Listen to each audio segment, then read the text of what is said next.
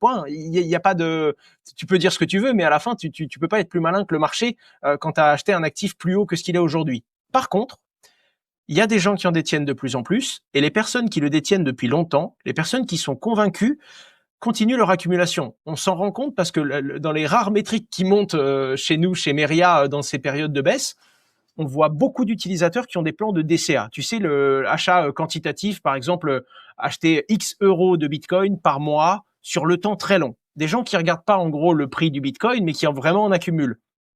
Les gens ont tendance, depuis à peu près 10 jours, depuis cette baisse violente, ils augmentent leur DCA et ils augmentent l'occurrence. C'est-à-dire que soit ils vont augmenter la quantité de Bitcoin qu'ils achètent tous les mois, soit ils gardent le même montant, mais ils passent de un achat par mois à un achat par semaine, voire même des achats journaliers.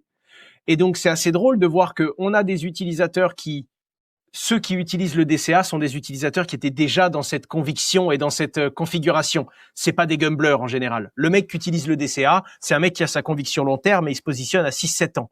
Eh bien, ces utilisateurs-là, pour eux, c'est une opportunité qui est en train de se produire.